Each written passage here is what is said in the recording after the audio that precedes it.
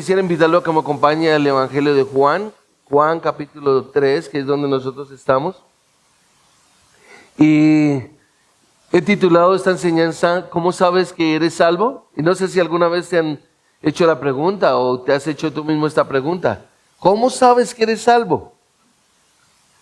Y creo que, en mi opinión, de los textos más difíciles para mí ha sido este de Juan capítulo 3, versículo 16 al 21, porque aunque lo entendemos, escuchamos predicaciones y todo eso, yo decía, wow, qué interesante es la descripción, es una descripción sencilla. Nuestro Señor Jesucristo hablando ahí, es un monólogo, es la continuación en el monólogo, y realmente uno dice, bueno, no es tan fácil realmente llegar uno a ser confrontado de esa manera, y como usted se da cuenta, pues el Señor Jesucristo lo que había hecho era confrontar a Nicodemo. Nicodemo es un hombre religioso, Nicodemo es un hombre que, como bien sabemos, conoce la ley, pero conoce la ley desde la perspectiva legalista, es decir, de cumplimiento y de descanso para su propia vida. Y nosotros podemos estar en una condición parecida. Nuestro Señor Jesucristo lo que hizo fue confrontarlo a él. La palabra del Señor lo que hace es confrontarnos a nosotros. Y desde el principio el Señor Jesucristo confrontó a Nicodemo diciéndole que tenía que nacer de nuevo. El versículo 3 dice, en verdad te digo que el que no nace de nuevo no puede ver el reino de Dios. Y el versículo 5, el Señor vuelve y le dice, en verdad te digo que el que no nace de agua y del Espíritu no puede entrar en el reino de Dios. Y realmente vemos el énfasis de nuestro Señor Jesucristo para con Nicodemo. Están en esa discusión, Nicodemo le dice, ¿cómo es esto posible? Cuando llegamos aquí ya a partir del versículo 11, el Señor Jesucristo le dice, o en el 10, ¿tú eres maestro de Israel y no entiendes estas cosas? Es decir, siempre le estaba el Señor Jesucristo mencionando de que debía conocerlo, debía comprenderlo. Y una de las cosas que más me llama a mí la atención es cuando pienso en las personas que dicen conocer el Evangelio, que dicen conocer lo que Dios ha hecho, pero que realmente en su vida no lo muestran. Y no lo muestran, ¿por qué? Porque precisamente ellos están confiando de alguna manera en que son más justos que otros, en que son más justos que los demás. Y eso fue lo que hablamos la semana pasada, o antepasada, perdón, cuando desglosé Juan capítulo 3, versículo 16 únicamente, no sé si usted lo recuerda, pero cuando el Señor Jesucristo llega ahí al versículo 16, que dice, de tal manera amó Dios al mundo, que dio a su Hijo unigénito para que todo aquel que en él cree no se pierda, sino que tenga vida eterna. Vimos 4 partes en esta porción de la Escritura que son importantes dentro del Señor Jesucristo para darle a Nicodemo y por supuesto para nosotros en cuanto al Evangelio. Número 1 era el recado, el mensaje. ¿Cuál era el mensaje? Era necesario nacer de nuevo. Número 2, el regalo, que estuvimos hablando ahí, y es que Dios dio a su Hijo. Número 3, el requisito, creer en Él. Ese fue el requisito. Y número 4, el resultado, ¿sí? Tener vida eterna. Y esto es fundamental. ¿Por qué? Porque realmente es lo que Dios ha hecho y es donde se basa realmente el Evangelio de Dios. Ahora, cuando nosotros miramos un poco más detalladamente ahí en ese versículo que dice que para que no se pierda, ¿sí? Tenemos que prestarle atención porque ese no se pierda no significa simplemente que no se pierda la existencia física, ni tampoco quiere decir que sea aniquilado, que no sea aniquilado. Como nosotros podemos darnos cuenta acá en el contexto, el versículo 17, que es clave, nos está hablando de la perdición, de que realmente habla o hace referencia a la condenación de las personas de no ser partícipes de la parte divina. Es decir, de forma en el que el condenado queda expulsado de la presencia de Dios, del amor de Dios, no es partícipe y por supuesto donde no va a morar eternamente en la presencia de Dios, sino por el contrario bajo la ira de Dios. Y eso es tremendo. ¿Por qué? porque es el estado que en principio empieza ahora, pero que no alcanza la completa y terrible, o que más bien, estando en este momento, no alcanza su completa y terrible culminación, tanto para el cuerpo como para el alma, hasta el día de la gran consumación, es decir, un día en que se haga realidad eso, pero como Dios ya lo ha declarado. Ahora observen que cuando la palabra de Dios dice perderse, es un antónimo de tener vida eterna. Y nosotros casi siempre decimos, ¿qué es la vida eterna? Y la gente dice, bueno, es el regalo de Dios. Y precisamente el versículo termina diciendo, para que todo aquel que en él cree no se pierda, sino que tenga vida eterna. Y la vida que pertenece hacia el futuro, a la gloria eterna de Dios, a ser partícipe de la gloria de Dios. Pasa a ser la posesión del creyente aquí y ahora, comenzando cuando pone su confianza y su esperanza, ¿sí? En un principio, pero que la va a disfrutar por toda la eternidad. Y esto está haciendo referencias a la salvación. Se manifiesta en la comunión con Dios en Cristo, se manifiesta en la participación del amor de Dios, en su paz y en su gozo. Y son tres partes que son fundamentales dentro de la vida del creyente. Cuando usted hable de salvación, cuando a usted le hablen de salvación o usted hable de salvación a otra persona, usted debe pensar en lo siguiente, mi amado, y es pensar en la manifestación de la comunión con Dios a través de nuestro Señor Jesucristo, como nos lo dice Juan 17:3. Esta es la vida eterna, que te conozcan a ti, el único Dios verdadero, y a Jesucristo a quien tú has enviado, pero también en la participación del amor de Dios, como nos lo dice Juan capítulo 5, versículo 42. Si usted lo mira un momento ahí, dice, pero a ustedes ya los conozco que no tienen el amor de Dios. ¡Wow! Entonces, hay una diferencia entre el que tiene el amor de Dios y el que no tiene el amor de Dios. Por supuesto, de su paz, como nos lo dice en Juan 16:33, y de su gozo, como lo dice precisamente también Juan 17:3. Permítame, yo lo leo en un momento. El versículo 16:33 nos dice exactamente, estas cosas les he hablado para que en mí tengan paz. En el mundo tienen tribulación, pero confíen, yo he vencido al mundo. Y el 17:13 dice, pero ahora voy a ti y hablo esto en el mundo para que tengan mi gozo completo en sí mismos. Es decir, tres cosas que marcan realmente la salvación en una persona son su comunión con Dios por medio de nuestro Señor Jesucristo, la participación del amor de Dios, de su paz y por supuesto de su gozo. Ahora, el problema está en que la humanidad siempre ha pensado que el hombre se salva por sus propios méritos y que nadie será condenado al final. ¿Por qué? Porque en general algo bueno se hizo en esta vida. Si usted mira cuando alguien muere, por más malo que haya sido, siempre dicen, bueno, pero esa persona fue alguien que hizo algo bueno y que tuvo, de todas maneras, eso es una manera de justificar siempre en el hombre de que realmente no era tan malo como se decía.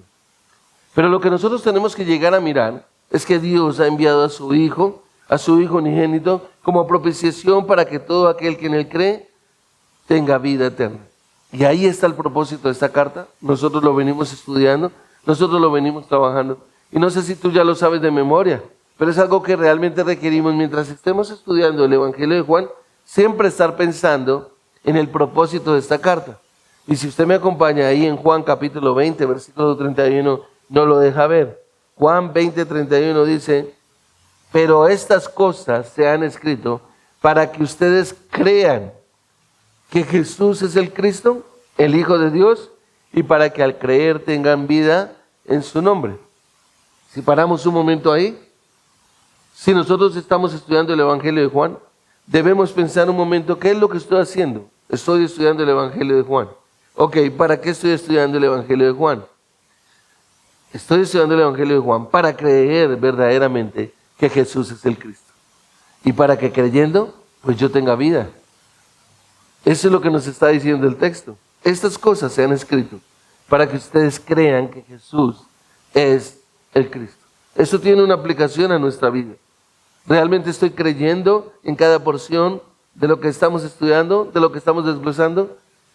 Y entonces cuando me afirma eso, entonces me dice que para que crean que Jesús es el Cristo, el Hijo de Dios, y para que al creer tengan vida en su nombre. Partimos de la pregunta del título y es, ¿cómo sabes que eres salvo? ¿Cómo sabes que eres salvo? Bueno, vamos a ver 3 aspectos que caracterizan la seguridad de salvación. Número 1, creer en el que Dios ha enviado, en el que Dios envió. Lo vemos en los versículos 17 y 18. Segundo, creer que habrá un juicio de condenación y la necesidad de arrepentimiento. Y tercero, creer que debe haber fruto de la manifestación de la luz. Versículo 21. Antes de entrar, acompáñenme en oración un momento y ponerlo en las manos del Señor.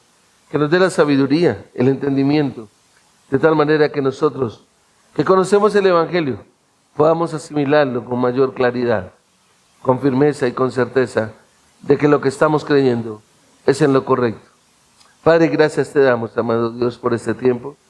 Gracias por tu palabra, Señor, por el Evangelio de Juan que estamos estudiando, Señor, en esta congregación, que venimos mirando versículo a versículo cada porción, Señor, y en un capítulo tan tremendo como el 3, Señor, donde nuestro Señor Jesucristo confrontó a un hombre religioso, a un inconverso, Señor, a un hombre que se creía justo en su propia opinión, Rey de Gloria, pero que ahora, Señor, podemos darnos cuenta de que las palabras sabias de nuestro Señor Jesucristo fue confrontado de tal manera que Él pudiera entender que Él no podía nacer por sus propios medios, que Él no se podía salvar a sí mismo, que aún sus propias obras de justicia no le alcanzaban para ser justificado delante de ti, Señor, y que por el contrario tenía que mirar a Jesucristo. Ruego que nosotros hagamos lo mismo, que nosotros vivamos lo mismo, Señor, que nosotros podamos evaluar de que no estemos confiando absolutamente en nada que no sea Jesucristo, en nada diferente a Jesucristo, ni siquiera en lo más mínimo, Señor, sino que por el contrario, como un mendigo, como un pordiosero, podamos reconocer que no tenemos nada para presentar delante de ti, Padre. Te lo pedimos en el nombre poderoso de Cristo Jesús. Amén. El primer punto que nosotros encontramos acá y que podemos tener, el primer aspecto, le he llamado yo, ¿sí? 3 aspectos que realmente nos permiten ver o caracterizar más bien la seguridad de salvación, es que el primero requiere creer en el que Dios envió. Y lo encontramos aquí en el versículo 16 y 17, ya hemos hablado del versículo 16 un buen tiempo, pero observe que el versículo 17 dice, porque Dios no envió a su Hijo al mundo para juzgar al mundo, sino para que el mundo sea salvo por Él. Y aquí encontramos una primera parte y es una declaración de lo que Dios ha hecho. Dios ha enviado a su Hijo. Y esto es clave. Aquí nos enfrentamos con una aparente paradoja. ¿Por qué? En este cuarto evangelio. Porque si tú miras el versículo 16, nos está diciendo que Dios amó de tal manera al mundo, que ha dado a su Hijo unigénito para que todo aquel que en Él cree no se pierda, sino que tenga vida eterna. Esa es la primera parte del amor. Pero ahora nos confronta con un juicio. Y entonces es como una contradicción. ¿Cómo que Dios ama al mundo? Pero ¿cómo que Dios va a juzgar al mundo? Acabamos de meditar sobre el amor de Dios en el versículo 16. Y ahora pronto nos encontramos frente a la idea de juicio y de condenación, que es lo que nos está diciendo el versículo 17 y 18. Porque Dios no envió a su Hijo al mundo para juzgar al mundo, sino para que el mundo sea salvo por Él. El que cree en Él no es condenado, pero el que no cree ya ha sido condenado, porque no ha creído en el nombre del unigénito Hijo de Dios. Juan acaba de decir realmente que fue porque Dios amaba al mundo de tal manera, de una manera tan especial, por lo que mandó a su Hijo amado, a su unigénito, como nos lo está expresando acá. Pero lo interesante es que más adelante, en Juan capítulo 9, versículo 39, encontramos que el Señor Jesucristo dijo, para juicio he venido yo a este mundo. Ahora, la pregunta es, ¿cómo es posible que sean verdad las dos cosas? ¿Vino o no vino para juzgar al mundo? ¿Vino para salvar a los perdidos, a los que ponen su esperanza en Él? Bueno, realmente lo primero que necesitamos comprender acá es que la persona que verdaderamente sabe que tiene la salvación debe creer en lo que Dios hizo, al que Dios envió, y fue a su Hijo Jesucristo. Es decir, para recibir la vida eterna se debe creer en el unigénito Hijo de Dios. En el versículo 17 nos podemos dar cuenta que dice, porque Dios no envió a su Hijo. Dios no envió a su Hijo al mundo para juzgar al mundo, sino para que el mundo sea salvo por Él. Es decir, hay que tener una confianza, una certeza, una seguridad de que verdaderamente Dios ha enviado a su Hijo a este mundo como propiciación para ponerlo, para salvar a todo aquel que en Él ha puesto su confianza y su esperanza. Pero es importante darse cuenta de que Jesús menciona la necesidad de una regeneración. Cuando nosotros miramos todo el contexto, nos damos cuenta de que para llegar a este punto de la salvación, primero tiene que haber pasado una regeneración. Antes de hablar acerca de la fe, observa los versículos 3 y 5 del mismo capítulo 3. En verdad te digo que el que no nace de nuevo no puede ver el reino de Dios. Versículo 5. En verdad te digo que el que no nace de agua y del Espíritu no puede entrar en el reino de Dios. El versículo 12, observa lo que el Señor Jesucristo le dice a Nicodemo. Si les he hablado de las cosas terrenales y no creen, ¿cómo creerán si les hablo de las celestiales? Versículo 14 al 16. Y como Moisés levantó la serpiente en el desierto, así es necesario que sea levantado el Hijo del Hombre, para que todo aquel que cree tenga en él vida eterna. Porque de tal manera amó Dios al mundo, que dio a su Hijo unigénito para que todo aquel que en él cree no se pierda, sino que tenga vida eterna. El versículo 16 es la afirmación de lo que Dios hizo en el versículo 14 y 15, mostrando que era necesario levantar al Hijo del Hombre. Y como Moisés levantó la serpiente en el desierto, así es necesario que sea levantado el Hijo del Hombre, para que todo aquel que cree tenga en él vida eterna. Es decir, se requiere que haya habido primeramente una regeneración.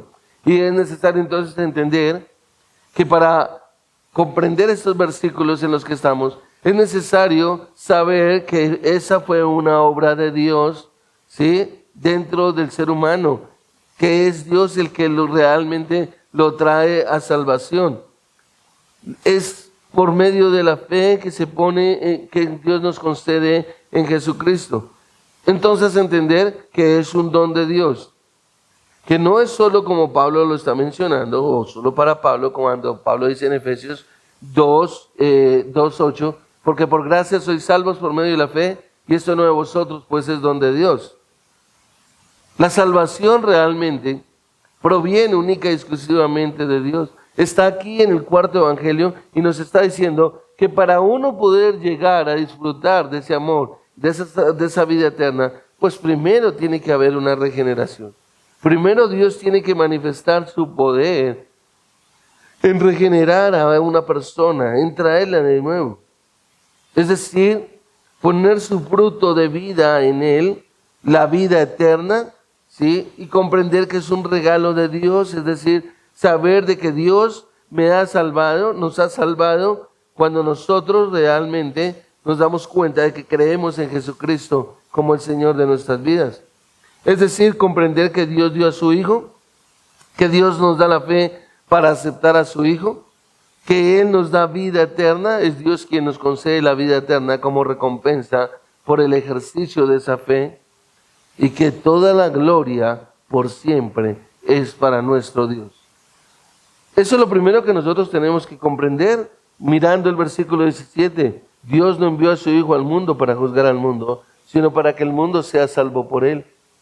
Pero para ser salvo, como ya lo he mencionado, tiene que haber primero la regeneración. Ahora, en este versículo 17 está en estrecha relación con el versículo 16, como ya lo he mencionado. ¿Por qué? Porque observe que en el versículo 16, cuando nuestro Señor Jesucristo en ese monólogo está diciéndole precisamente a Nicodemo, porque Dios no envió a su Hijo al mundo para juzgar al mundo, sino para que el mundo sea salvo por medio de él. Entonces, Dios le está dejando ver realmente a Nicodemo que no solamente, ¿sí?, los gentiles eran los que necesitaban de la salvación, sino que aún los judíos. Ahora, ¿por qué esto? Porque es que el problema, mis amados, era que los judíos creían realmente que cuando viniera el Mesías, condenaría a los paganos, ¿sí?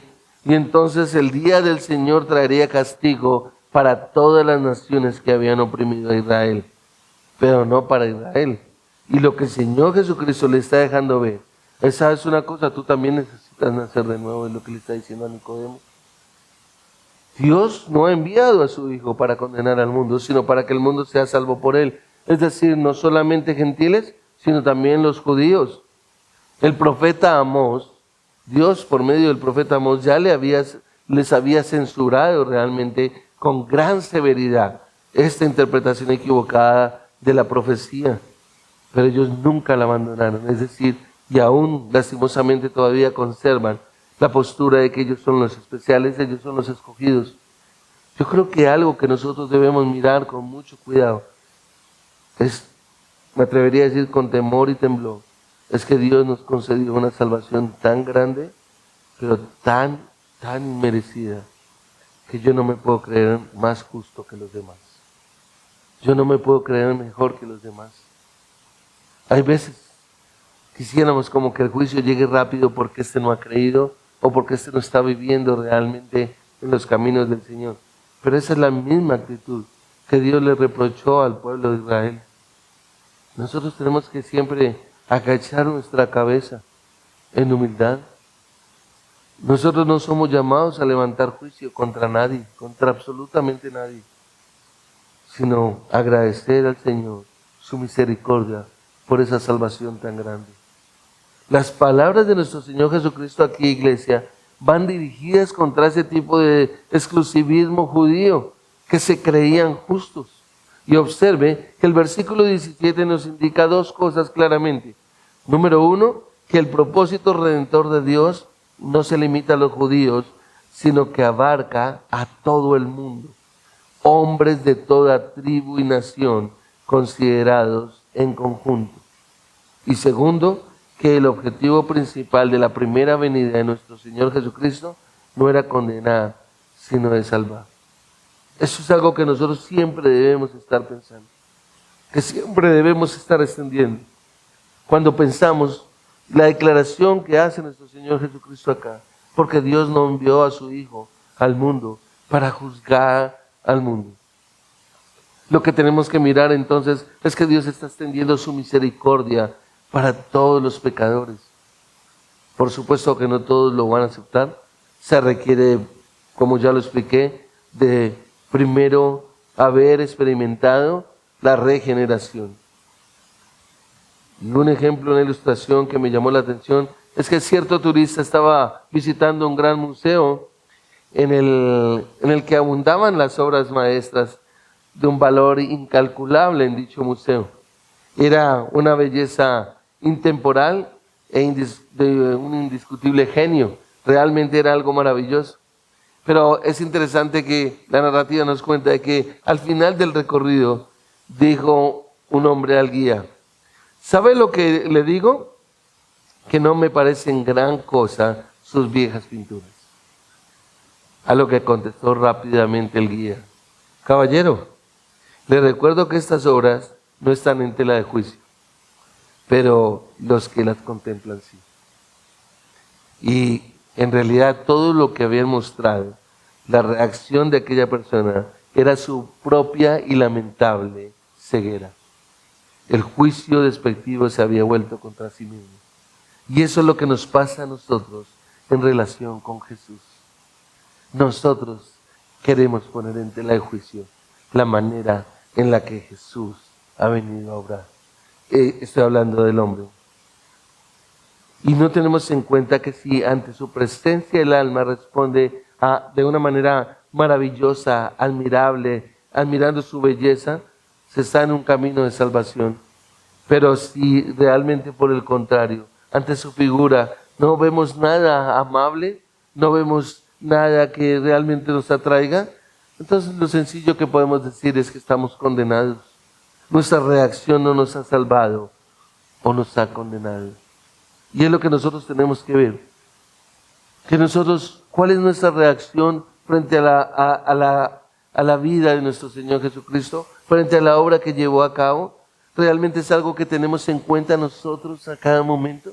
¿Es algo que estamos siempre pensando? Cómo Dios pudo enviar a su propio Hijo y colocarlo en esa cruz para colgarlo y descargar sobre él toda su ira por mi pecado. Eso es algo que nosotros deberíamos estar constantemente, al estilo de este hombre, en la ilustración, mirando y contemplando realmente. ¿Por qué? Porque nosotros realmente siempre deberíamos estar pensando en que no éramos dignos de salvación. ¿Y cómo lo llevó a cabo? Lo que tenemos que pensar es que Dios envió a su Hijo Jesucristo por amor a sus escogidos, por amor a aquellos que amó desde el pasado eterno, y lo envió para nuestra salvación. Pero lo que se hizo por amor ha resultado para otros en condenación. ¿Por qué? Porque no les va a interesar. Y algo que tenemos que tener en cuenta acá es que no es que Dios sea el que condena. Dios no es el que condena, escúchenlo bien. Dios solo ama. El problema es que cada uno de los que rehusan y rechazan a nuestro Señor Jesucristo, precisamente son los que se condenan a sí mismos. El texto nos lo deja ver en su segunda parte, cuando dice acá, sino para que el mundo sea salvo por él. El que cree en él no es condenado. El que cree en él no es condenado. Eso es la misericordia de Dios. Ese es el amor de Dios. Él ha extendido su misericordia para todo aquel que la quiera escoger. Ahora, seguro tú vas a decir, pero eso no es posible porque la palabra de Dios dice que nadie puede creer sin haber nacido de nuevo, sin ser regenerado. Pero también nos dice que Dios escoge a quienes Él quiere. Y sí, es un misterio. No tenemos respuesta para eso. Es muy difícil comprender realmente por qué me escogió a mí y por qué no escogió a otro. ¿Por qué no escoge a alguno de nuestros familiares? No lo sé. Lo que sí entiendo es que el ofrecimiento es gratuito. ¿Por qué? Porque Dios extiende el Evangelio para todo aquel que quiera creer. El ofrecimiento gratuito del Evangelio es lo suficientemente amplio para abarcar al pecador más vil. Acompáñame ahí a 1 Timoteo, por favor, capítulo 1, versículo 15. Si me acompañas a 1 Timoteo, capítulo 1, versículo 15, observa lo que dice la Escritura, mi amado. Estoy perdido, está en otro lado. 1 Timoteo, capítulo 1, palabra fiel y digna de ser aceptada por todos. Cristo Jesús vino al mundo para salvar a los pecadores, entre los cuales yo era el primero. Entonces es lo suficientemente amplio para abarcar o abrazar al pecador más vil, pero lo suficientemente angosto para excluir a quienes rechazan a Cristo. Mira, Juan, ahí donde estamos, el versículo 18. El que cree en Él no es condenado, pero el que no cree ya ha sido condenado, porque no ha creído en el nombre del unigénito de Dios. Y mi amado, mira esto realmente, porque la declaración que nuestro Señor Jesucristo está haciendo aquí, llegando al final de este monólogo, es que Él mismo está diciendo que el que no cree ya ha sido condenado. Los que llegan a Jesús en términos de Él, digámoslo así, de entrega de su promesa, bueno, Él no le echa fuera. Él lo dice en Juan 6:37, al que a mí viene, no lo echo fuera. Pero también hay una garantía, hay una seguridad de que no se va a perder, de que realmente va a tener la vida eterna, como lo dice el versículo 16, para que tenga vida eterna. Versículo 18, el que cree en Él no es condenado.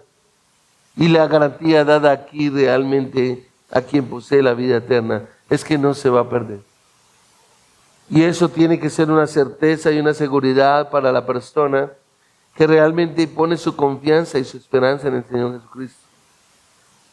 En otras palabras, iglesia, la salvación genuina no se puede perder nunca. Una salvación genuina no se pierde nunca. Los verdaderos creyentes se preservarán de manera divina y se preservarán fielmente por medio del poder del Espíritu Santo. ¿Por qué? Porque la palabra de Dios nos dice que Él nos guarda. Mira, acompáñame a Mateo capítulo 10, por favor, versículo 22. Mateo capítulo 10, versículo 22. Dice la Escritura. Mateo 10, 22, perdón. Y serán odiados de todos por causa de mi nombre, pero el que persevere hasta el fin, ese será salvo. Ahora, en Mateo 24, 13, también nos dice en palabras de nuestro Señor Jesucristo, Mateo 24, 13, pero el que persevere hasta el fin, ese será salvo. Y en la carta a los Hebreos que estuvimos leyendo en el capítulo 3, versículo 6, observa lo que el autor de la carta a los Hebreos está afirmando. Y él dice, Hebreos capítulo 3, versículo 6. Porque entre ellos están los que se meten en... No, estoy leyendo mal. Hebreos capítulo 3, versículo 6 dice, pero Cristo fue fiel como hijo sobre la casa de Dios, cuya casa somos nosotros, si retenemos firme hasta el fin nuestra confianza y la gloria de nuestra esperanza. En ese mismo capítulo, el versículo 14, teniendo pues un gran sumo sacerdote que trascendió los cielos, Jesús el Hijo de Dios, retengamos nuestra fe. Si te das cuenta, el énfasis está en retener la certeza, la seguridad, donde está realmente fundamentada mi fe. Y tiene que ser en este caso nuestro Señor Jesucristo. ¿Por qué? Porque eso es lo que nos dice, que si nosotros descansamos en Él, realmente tendremos esa certeza, esa seguridad de que al que Dios envió, realmente es suficiente para concedernos a nosotros la salvación de nuestras vidas, de no venir a condenación. Y esto precisamente nos conecta acá con el segundo punto, con el segundo aspecto, y es creer que hay un juicio de condenación y de sufrimiento. Es decir, si Dios envió a su Hijo, lo envió para salvar al mundo, no para condenar al mundo. Pero observa que el versículo 18 en su parte B dice, pero el que no cree ya ha sido condenado. Y la Biblia habla de una condenación.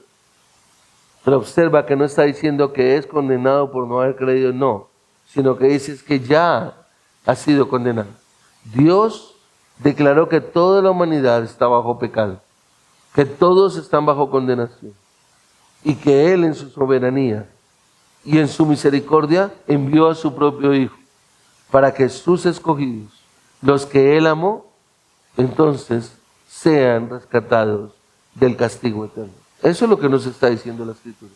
Y por eso tenemos que, si nosotros estamos ante una exposición de estas, pensar cuánta gracia me ha concedido el Señor, cuánta misericordia, cuánto perdón realmente.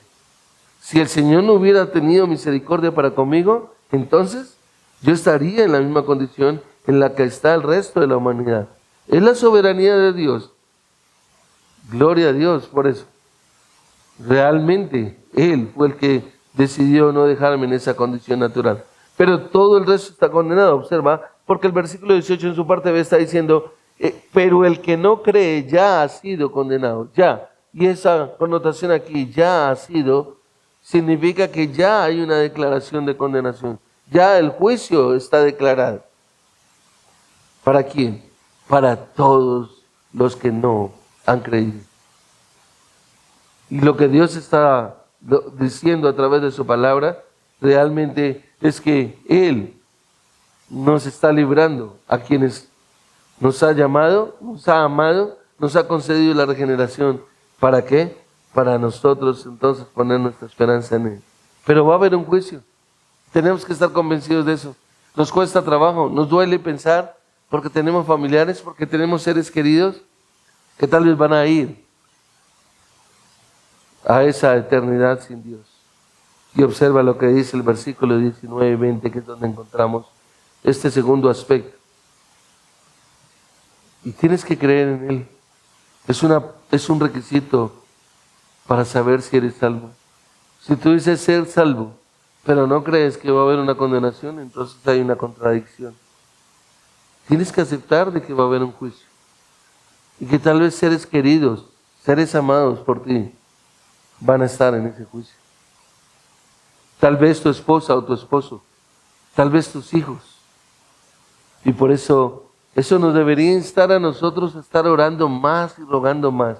Nosotros no le podemos torcer el brazo a Dios. Nosotros no podemos cambiar realmente en la opinión de Dios. Pero nosotros lo hacemos en fe y clamando misericordia, misericordia, misericordia. Pero tenemos que ser conscientes y sensatos de ese juicio. Observa el versículo 19. Y este es el juicio. ¿Cuál es el juicio, mis amados? Que la luz vino al mundo y los hombres amaron más las tinieblas que la luz, pues sus acciones eran malas. Versículo 20. Porque todo el que hace lo malo odia la luz y no viene a la luz para que sus acciones no sean expuestas.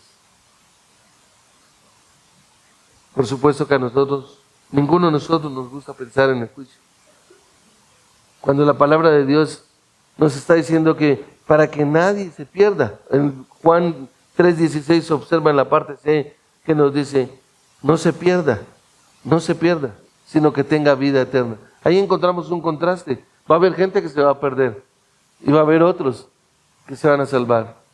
Eso es lo que nos muestra. Perderse es recibir el juicio final. Es recibir el eterno juicio de Dios en el que el hombre nunca podrá salir realmente de ese lugar. Jamás. Cuando un hombre es condenado a 50 o 60 años de prisión, por lo menos tiene la esperanza de que un día de pronto podrá salir. Pero en el juicio eterno ningún pecador puede salir. Será toda la eternidad siempre ahí, bajo la ira de Dios. Y por eso es que es interesante cuando nosotros encontramos aquí la escritura que nos está diciendo, ciertamente no envió Dios a su Hijo al mundo para condenar al mundo. Es decir, Dios no envió a su Hijo para condenar al mundo. Lo que tenemos que ver es que Dios envió a su Hijo, fue para salvar al mundo. Eso es lo que tenemos que ver. ¿Qué fue lo que Dios hizo por mí? Bueno, enviar a su Hijo para salvarme de una condenación eterna. En Juan capítulo 12, versículo 47, nuestro Señor Jesucristo lo declaró. Juan 12, 47, si lo quieres mirar en tu Biblia. Al que oye mis palabras y no las guarda, yo no le juzgo, porque no he venido a juzgar al mundo, sino a salvar al mundo. Pero observa que cuando el Señor Jesucristo está mencionando esto, haciendo esta descripción, dice, al que oye mis palabras y no las guarda, yo no le juzgo. ¿Por qué? Porque Él ya mismo se está juzgando, Él mismo, al no recibir la palabra de Dios. Y mire, iglesia, nosotros tenemos que tener mucho cuidado al estar escuchando la palabra de Dios. Yo no la puedo tomar como algo religioso, como algo que pasajero, como que no le presto atención, como que estoy ahí, pero no importa, nadie se va a dar cuenta que yo estoy pensando en los frijoles con chicharrón que dejé en la olla de presión. No, mi amado, tenga mucho cuidado con eso. Yo tengo que estarle prestando atención, porque observa que Jesús dice, al que oye mis palabras, pero luego dice, y no las guarda. Yo no le juzgo. Parafraseando podríamos decir, ¿sabes una cosa? Al que no me obedece, yo no me voy a preocupar, a la hora de la verdad no era mío. Eso es lo que nos está diciendo. Porque no he venido a juzgar al mundo, sino a salvar al mundo. La pregunta que podemos hacernos esta mañana es, ¿cuánto estás obedeciendo la Escritura? ¿Cuánto? En Lucas 19:10 el Señor Jesucristo dijo, el Hijo del Hombre vino a buscar y a salvar lo que se había perdido. En Lucas 5, 31 y 32 dice, respondiendo Jesús les dijo, los que están sanos no necesitan necesidad de médico, sino los enfermos. No he venido a llamar a justos, sino a pecadores al arrepentimiento. ¿Sabes una cosa? La palabra de Dios siempre nos debe estar llamando a un arrepentimiento. Nos debe estar confrontando tan tremendo que cuando nos paramos de un lugar como este debemos salirnos preguntando, ¿verdaderamente yo soy salvo? ¿Verdaderamente me he arrepentido delante de mi Señor? ¿Pero por qué? No por miedo, sino porque quiero realmente estar evaluando mi vida frente al Dios Santo. Que realmente me confronte su palabra de ver que ningún pecador que no se haya arrepentido no entrará en el reino de los cielos. De asegurarme de que no estoy confiando en ninguna obra de justicia propia, de que soy una buena mamá, de que soy un buen papá, de que soy un buen hermano, de que soy un buen trabajador. Mis hermanos, tenemos que tener mucho cuidado. Tenemos que tener muchísimo cuidado precisamente, porque cuando el Señor Jesucristo dice, los que están sanos no tienen necesidad de médico. ¿Sabes una cosa? Cuando yo ya creo que yo ya me sé esto, yo ya escuché esto, yo ya aprendí esto, ten cuidado que es la misma actitud de aquellos que se creían sanos, que no necesitaban un médico. No he venido para llamar a justos, sino a pecadores al arrepentimiento. En realidad lo que tenemos que ver acá entonces es que Dios juzgará a quienes rechazan a su Hijo. Sin embargo, ese juicio no era la misión del Hijo cuando vino en su primera venida, sino la consecuencia de los pecadores que lo rechazaron. Mira, si miras ahí en Juan capítulo 1, versículos 10 al 12, observa lo que nos dice Juan el Bautista. Él estaba en el mundo, y el mundo fue hecho por medio de él, y el mundo no lo conoció. A los suyos vino, y los suyos no lo recibieron. Pero a todos los que le recibieron les dio el derecho de llegar a ser hijos de Dios, es decir, a los que creen en su nombre. Pero mira el versículo 13, que no nacen de sangre, ni de voluntad de carne, ni de voluntad de hombre, sino de Dios. Es decir, se comprende que si hay un nacimiento fue por la gracia de Dios, fue porque Dios lo concedió. Si hay una comprensión de quién es Dios, de quién es nuestro Señor Jesucristo, de que Él es el Dios encarnado, entonces, bueno Señor, gracias, ahora yo debo estar mirando mi vida realmente, desde la perspectiva en la que tú me permites verlo, y es como un pecador precisamente.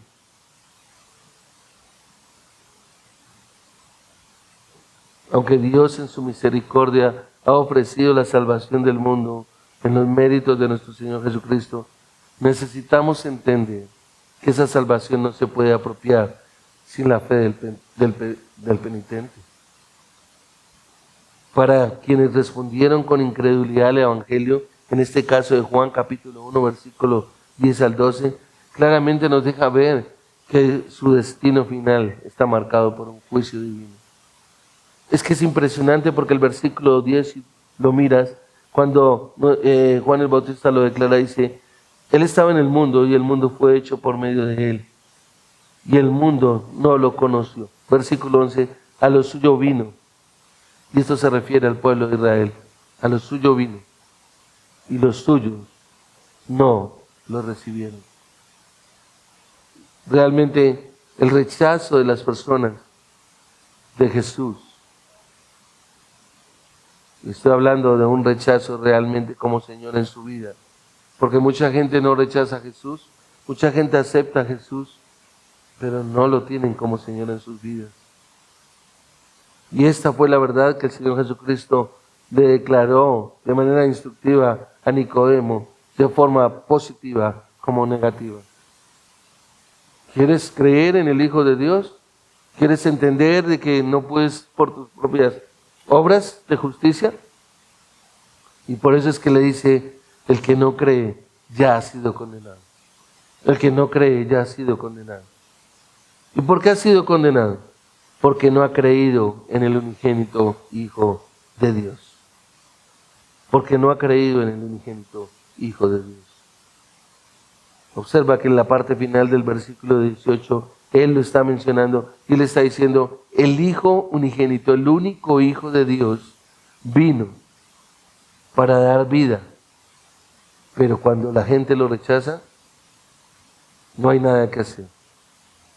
Y aunque la sentencia final de quienes rechazan a nuestro Señor Jesucristo sigue siendo futura, porque es lo que nos deja ver la Escritura, su juicio tan solo se consumará en lo que ya había comenzado. ¿Cuál es? La declaración de Dios cuando dice que ya están condenados. Se condenará a los perdidos. ¿Por qué se condenará? Porque no han creído en el nombre unigénito del Hijo de Dios. Y esto es algo fundamental. Por eso lo relacioné con que tiene que creer que va a haber un juicio de condenación, un juicio de dolor y un juicio de una necesidad de arrepentimiento. Tiene que haber un arrepentimiento. Tienes que evaluar de que te hayas arrepentido. No es solamente un creer. Y esto genera un dilema porque la gente dice, pero si la persona dice que cree, ¿por qué le vas a limitar su salvación? No es que se la estemos limitando. Pero ese creer está ligado a un arrepentimiento. Es decir, a un reconocimiento de su condición caída y pecaminosa. No es solamente tener un concepto, un conocimiento. La fe salvadora va más allá del mero asentamiento intelectual, de los hechos del Evangelio. Mucha gente acepta realmente, de manera intelectual, ¿sí?, los hechos del Evangelio. Pero realmente aquí lo que incluye es una sumisión y una confianza abnegada en el Señor Jesucristo. Romanos 10:9 nos dice que si confiesas con tu boca que Jesús es el Señor y crees en tu corazón que Dios lo levantó de los muertos, serás salvo. Sí, claro. Es decir, está relacionado con el interior. Pero también en Lucas capítulo 9, versículo 23 al 25, el Señor Jesucristo dijo, ninguno que no deje padre, madre, hermanos, que tome su propia cruz y me siga, realmente puede ser mi discípulo, puede ser salvo. Acompáñame allá un momento en Lucas capítulo 9, versículo 23. Lucas 9, 23, por favor, al 25. Dice la Escritura, y a todos les decía, si alguien quiere seguirme, niéguese a sí mismo, tome su cruz cada día y sígame, porque el que quiere salvar su vida, la perderá, pero el que pierda su vida por causa de mí, ese la salvará. Pues, ¿de qué le sirve a un hombre haber ganado el mundo entero si él mismo se destruye o se pierde? Solo esta clase de fe genuina realmente es la que produce un nuevo nacimiento. Que el Señor Jesucristo se lo dijo a Nicodemo en el versículo 7 del capítulo 3. No te asombres, le dice, no te asombres de que te haya dicho tienes que nacer de nuevo. Él da como resultado corazones transformados y vidas obedientes. Mi amado, sé que es una lucha, pero hay una gran diferencia entre uno vivir a toda hora desobedeciendo la Escritura. Tiene que ser algo confrontante realmente. Yo no puedo estar viviendo diciendo que yo amo al Señor cuando realmente a toda hora estoy desobedeciendo la Escritura. Si la Escritura me manda a mí a perdonar, yo debo perdonar. Si la Escritura me manda a honrar, yo debo honrar. Si la Escritura me manda a postrarme, a humillarme, yo debo humillarme. Si la Escritura me está ordenando realmente que yo debo crecer en el conocimiento de Dios, yo tengo que hacer eso. No es solamente que se me quede en mi cabeza, sino que tengo que llevarlo a cabo. ¿Por qué? Porque es que el objeto de la fe salvadora es el unigénito Hijo de Dios, el único Hijo de Dios. Él es el camino, la verdad y la vida, Él mismo lo dijo. Yo soy el camino, la verdad y la vida en Juan 14:6. Es decir, yo no puedo ni siquiera pensar en que me acerco a Dios sin tener en cuenta los méritos de Cristo. O como dice Hechos 4:12, en ninguno hay otra salvación, porque no hay otro nombre bajo el cielo dado a los hombres en que puedan ser salvos. Hay un solo Dios y un solo mediador entre Dios y los hombres, Jesucristo hombre. Es decir, me está llevando solamente hacia Él. Tengo que estar con Él todo el tiempo en mi mente. Fue el clamor de Pablo, fue el ruego de Pablo. Cuando él pide Efesios capítulo 3, versículo 19. Pido que por medio del Espíritu y con el poder que procede de sus gloriosas riquezas, los fortalezca en lo íntimo de su ser, para que por fe Cristo habite en sus corazones, para que por fe Cristo habite en sus corazones, para que cimentados y arraigados en amor, cimentado y arraigado en amor. Quédate pensando si quieres solamente en esas dos palabras. Yo he durado días pensando en esa frase. ¿Por qué? ¿Por qué Pablo pide que sean cimentados y arraigados en amor? Porque si no se entiende realmente el amor de Cristo, entonces no voy a poder permitir que Cristo habite en mi corazón. Y por eso habrá amargura en mi corazón, por eso habrá odio en mi corazón, por eso habrá rencilla en mi corazón, por eso estaré descontento con las personas que están a mi lado, por eso estaré frustrado porque no he conseguido lo que yo quería en mi vida, por eso estaré molesto porque la esposa que me dieron a mí no era la que yo realmente quería, por eso yo no estaré contento con un trabajo porque realmente creo que me merecía mucho más realmente. Esta vida es muy injusta y así sucesivamente, mi amado. ¿Y por qué? Porque no estoy cimentado y arraigado en amor, en Cristo.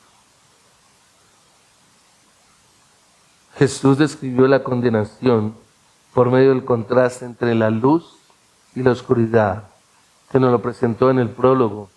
Juan, ahí en los versículos 4 y 5, obsérvalo. En él estaba la vida, y la vida era la luz de los hombres.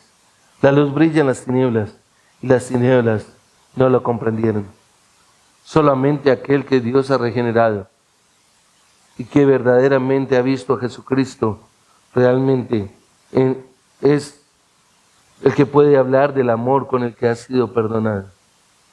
Y por eso es que la palabra de Dios nos dice que vino al mundo, el que vino al mundo es el que alumbra a todo hombre, capítulo 1, versículo 9. Pero ¿qué es lo que pasa? Que las personas se niegan a ir hacia la luz.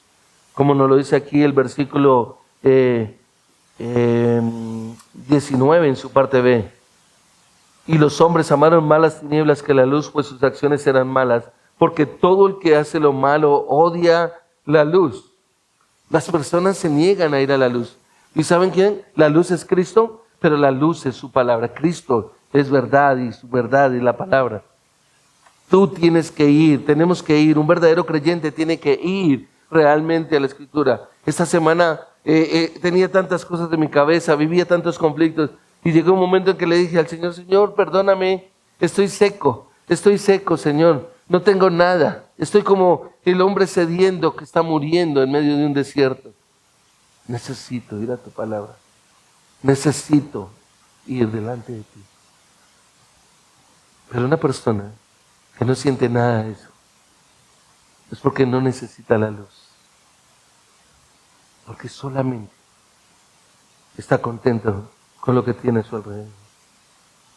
Pero la Escritura nos dice que estos hombres amaron más las tinieblas que la luz. ¿Por qué? Porque sus obras eran malas. Vemos gente que camina en maldad, y sin embargo se consideran cristianos, creyentes, confesos y profesos de Jesucristo, pero con corazones que odian. Uno dice, ¿dónde está la Escritura en sus corazones? Que como ya lo mencioné antes, los incrédulos, no son sino ignorantes que han rechazado la luz. Ellos rechazan voluntariamente la verdad. Tengo que mirar lo que la Escritura me está mandando. Tengo que ser un hombre obediente a la Escritura. Y observa que la misma Escritura nos dice que hay un resultado. ¿Cuál es el resultado? Que todo aquel que hace lo malo aborrece la luz y no viene a la luz para que sus obras no sean reprendidas. Dios sabe que nosotros somos pecadores. Él nos redimió por gracia, nos redimió por misericordia. Dios sabe que nosotros seguimos pecando. Entonces el problema no está en el pecado como tal, sino en que nosotros realmente no nos exponemos a la luz para que precisamente nos deje ver nuestra condición y podamos ir delante de Él, postrarnos, rogar, solicitar, pedir arrepentimiento, realmente manifestar el arrepentimiento y venir a la luz precisamente. Esa es la gracia, mi amado. Esa es la humillación. No es de que me salvó una vez y ya yo no tengo problema de nada, yo puedo vivir como quiera. No, al contrario.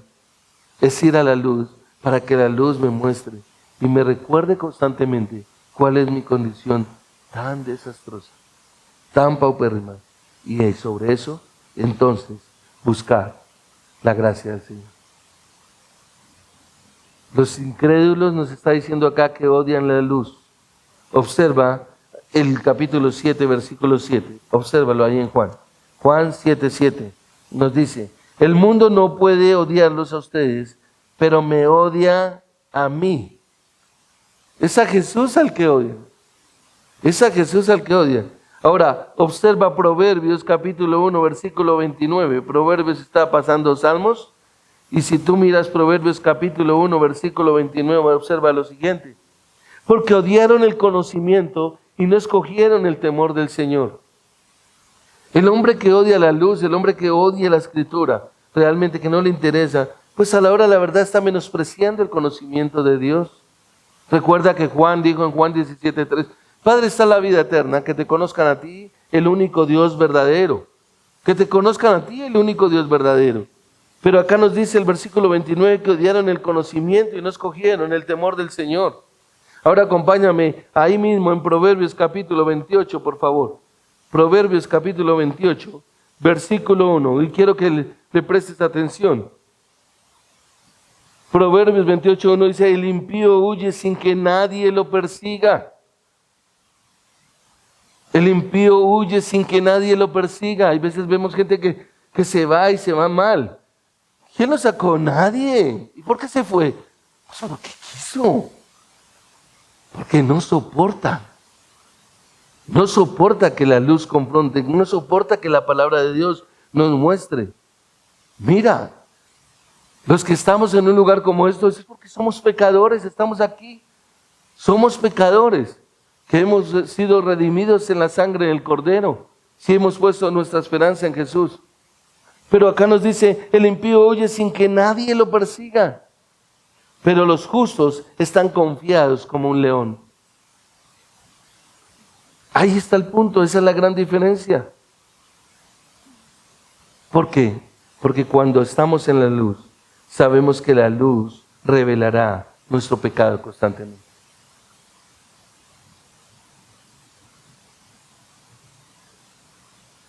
Como resultado, ellos lo que están haciendo aquí es que se dan su propia condenación porque rechazan al único que los puede salvar de las tinieblas. Y quiero ir hacia el final, observa, porque los versículos 19 hasta el 21 dejan claro que hay quienes optan por la segunda, la condenación. Y explican lo que esto significa, retomando el lenguaje de la luz. Estos versículos nos muestran que el lenguaje de la luz y las tinieblas que Juan introdujo en el prólogo entre el capítulo 1, versículo 4 hasta el 13, deja ver realmente la condición del hombre caído. La luz ha venido al mundo en Jesús, el Verbo encarnado, quien nos revela a Dios, el Dios eterno, el que descendió de lo alto. Juan 1, 9 y 10. Versículo 18 también, ya que el Verbo se hizo carne y habitó entre nosotros, y vimos su gloria, el 14. Y el 18, a Dios nadie lo ha visto jamás, el Hijo unigénito, quien él mismo es Dios, nos lo ha dado a conocer. Pero ¿sabe qué? Todo esto, con todo lo que nos está diciendo Juan 20:31 dice, y estas cosas se han escrito para que creáis que Jesús es el Cristo, el Cristo, el Hijo de Dios, y para que creyendo tengas vida eterna. Pero ¿sabes una cosa? La gente rechaza a Cristo. Y tal rechazo tiene raíces en lo moral. Y se requiere huir de la exposición y la reprobación de la maldad. Y es ahí donde nos conecta precisamente con el último aspecto. El tercero, que es creer que debe haber un fruto de arrepentimiento y una manifestación de luz. Versículo 21, obsérvalo. El contraste, pero el que practica la verdad. El que practica la verdad. Entonces tenemos número 1, es necesario creer en el que Dios envió. Número 2, es necesario creer que habrá un juicio de condenación y de sufrimiento. Y número 3, es necesario creer, ¿sí?, que debe haber fruto de arrepentimiento y manifestación de la luz. Es decir, debe haber un cambio en la vida de la persona. El que practica la verdad viene a la luz voluntariamente. Nadie puede venir obligado para que sea manifiesto que sus obras son hechas en Dios. Observa, pero el que practica la verdad viene a la luz, viene a la luz. Es decir, hay un deseo, un anhelo por la palabra de Dios, un deseo por crecer. Lo que más me asusta es cuando uno lleva años en el Evangelio. ¿Cuántos años llevas? 30, 40. Prácticamente lo sabes todo. ¿Te sabes la Biblia? Sí. ¿Cuántos libros tiene la Biblia? ¿Cuántos en el Antiguo? ¿Cuántos en el Nuevo? ¿Sí? ¿Cuántos son de poesía? ¿Cuántos son de historia? ¿Cuántas son epístolas? Ay, bueno, no, esa es información general. No, ahora no nos pregunte por eso. Uy, sí, porque nos corcha, ¿sí o no? Pero sabes una cosa, no es tanto por lo que me sepa en eso, sino porque entiendo cómo Dios, en su perfección, creó este canon tan hermoso y maravilloso, que me deja ver la perfección de la redención de Dios para con el hombre. El que practica la verdad, dice ahí, viene a la luz. Yo le agregué voluntariamente para que sea manifiesto que sus obras son hechas en Dios. Es decir, su vida, su trasegar. El verdadero creyente odia el pecado y ama la justicia. Acompáñame un momento a Primera de Juan, capítulo 2, versículo 3 al 6. Primera de Juan. Está antecitos de Apocalipsis, si quieres ahí, corriéndolo un poquito en tu Biblia. ¿Sí? Primera de Juan, capítulo 2, versículos 3 al 6. Observa lo que dice. Y en esto sabemos que hemos llegado a conocer si guardamos sus mandamientos. El que dice, yo he llegado a conocer y no guarda sus mandamientos es un mentiroso y la verdad no está en él. Pero el que guarda su palabra, en él verdaderamente se ha perfeccionado el amor de Dios. ¿En qué? En lo anterior, sabemos que estamos en él. El que dice que permanece en él debe andar como él anduvo. En el capítulo 3, versículos 6 al 10, observa lo que nos dice. Todo el que permanece en él no peca. Todo el que peca ni lo ha visto ni lo ha conocido. Hijos míos, nadie los engañe. El que practica la justicia es justo, así como él es justo. El que practica el pecado es del diablo, porque el diablo ha pecado desde el principio. El Hijo de Dios se manifestó con este propósito, para destruir las obras del diablo. Ninguno que es nacido de Dios practica el pecado, porque la simiente de Dios permanece en él. No puede pecar, porque no es nacido de Dios. En esto se conocen los hijos de Dios y los hijos del diablo. Todo aquel que no practica la justicia no es de Dios, tampoco aquel que no ama a su hermano. Tremendo. Aquel que no ama a su hermano. Y me sorprende ver cómo gente vive odiando a alguien que también declara ser cristiano, que declara amar al Señor. Pero no hay manera. Y acá lo está diciendo, observa el versículo 10 para que lo guardes y medites en él. Pablo le recordó a los de la iglesia de Éfeso y él les dijo, porque somos hechura suya, creados en Cristo Jesús para buenas obras, las cuales Dios preparó de mano para que anduviésemos en ellas. Iglesia, los redimidos siempre hacen frutos dignos de arrepentimiento. Mateo 3:8. De hecho, es por hacer fruto de buenas obras que demuestran ser discípulos de Jesús.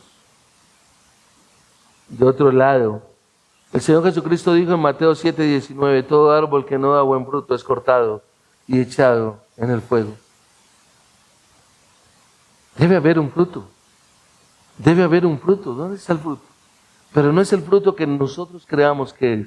Es el fruto que nos describe la Escritura. De un corazón regenerado. De un corazón que tiene amor, gozo, paz, paciencia, benignidad, templanza, mansedumbre, fidelidad, dominio propio. Que se tiene que ver realmente. Y aunque aquí no se ve ninguna respuesta con respecto a Nicodemo, en referencia a la salvación, es evidente que él tomó en serio la advertencia del Señor.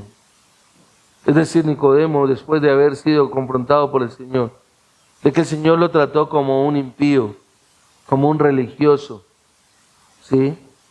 De todas maneras, este hombre nos deja ver la escritura aquí en Juan, que realmente Nicodemo tomó en serio eso y que se convirtió en un verdadero seguidor de nuestro Señor Jesucristo. Juan 7, 50 y 51 nos lo dice. Pero el punto es que quienes no quieren venir a Cristo para tener vida con Él, enfrentan la certeza del juicio divino que realmente nos está advirtiendo que va a haber un castigo fuertemente. Solemnemente el escritor de Hebreos escribió: ¿cómo escaparemos nosotros si descuidamos una salvación tan grande? Tengan cuidado de no rechazar al que habla, pues si no escaparon aquellos que rechazaron al que los amonestaba en la tierra, mucho menos escaparemos nosotros si le volvemos la espalda al que nos amonesta desde el cielo, porque nuestro Dios es fuego consumidor. Hebreos capítulo 2, versículo 3 y capítulo 12, 25 al 29. La Escritura siempre nos va a amonestar. La Escritura siempre nos va a mostrar nuestra condición caída y pecaminosa. Necesitamos ir a la Escritura si verdaderamente somos salvos. La antítesis es que quien actúa según la verdad revelada en Jesús y se expone a la luz, hace evidente su obrar en su vida diaria. Eso es lo que nos deja ver aquí realmente la Escritura. Es una oferta realmente que el Señor nos ha puesto y donde nosotros tenemos que ver que realmente nuestra vida sea una vida diferente. Es una oferta de naturaleza personal e individual que requiere una fe que no sea abstracta, sino con contenido específico. Tampoco es teórica. La fe genuina se traduce en obediencia a la verdad en la que se confía, así como la incredulidad está relacionada con la práctica de la maldad.